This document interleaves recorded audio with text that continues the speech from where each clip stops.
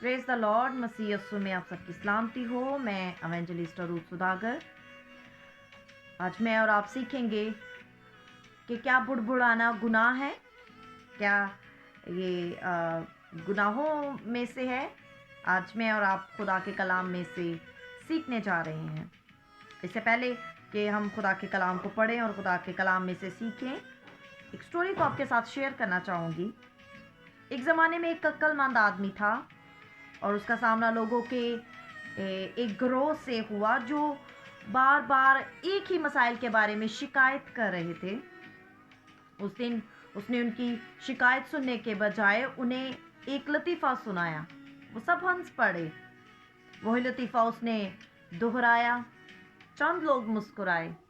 आखिरकार उस शख्स ने तीसरी बार लतीफ़ा दोहराया, लेकिन किसी ने कोई रद्द अमल जाहिर नहीं किया, किसी ने कोई रिएक्ट नहीं किया।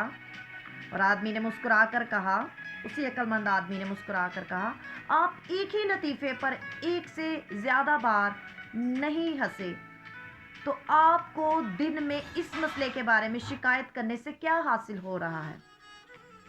आदमी ठीक कह रहा था और ठीक कहता है कि अगर आप इस मसले के बारे में शिकायत करते रहते हैं तो आप कहीं नहीं जा रहे।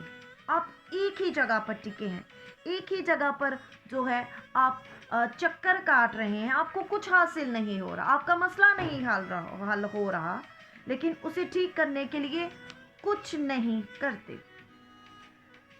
जब हम फिलिपियों उसका दूसरा बाब उसकी 14वीं आयत में पढ़ते हैं तो खुदा का कलाम हमें बताता है, वहाँ पर लिखा है कि सब काम शिकायत और तकरार बगैर किया करो।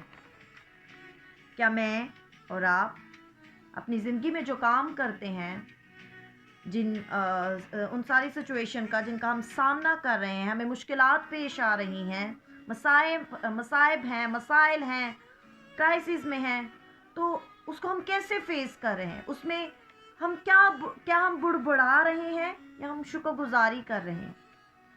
हमारी ज़िंदगी में सख्त या मनफी चीज़ों के लिए उस पर इल्ज़ाम लगाना, खुदा पर इल्ज़ाम लगाने का कोई वज़न नहीं हो सकता।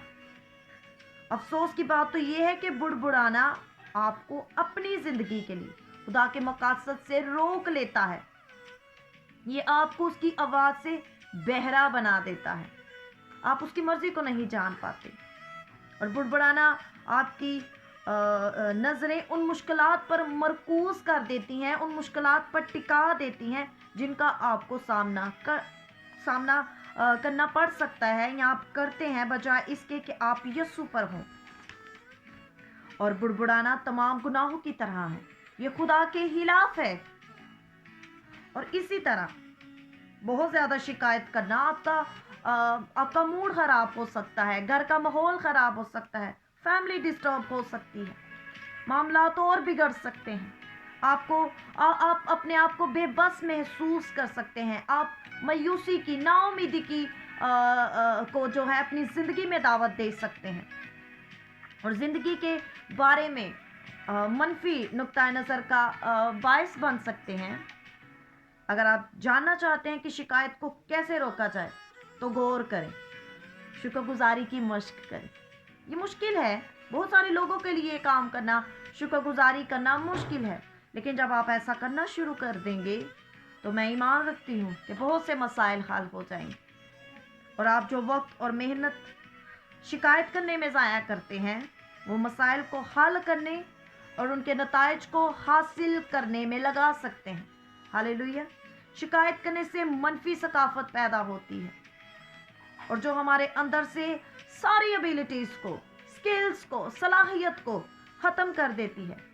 मनफी लोग जो होते हैं वो नए ख्यालात को ख़त्म कर देते हैं, प्लान्स नहीं बना पाते और अपनी एनर्जी को वेस्ट करते रहते हैं। इसलिए ज़रूरी है कि आप अपनी ज़िंदगी में बुड़बड़ाहट को रोकें, शिकायत को रोकें और शुक्रगुजारी की मश्क करें। और ऐसा करने से खुदा आपको बरकत देगा। सिर्फ और सिर्फ शुक्रगुजारी करने पर ही खुदा आपको बरकत देगा। God bless you all.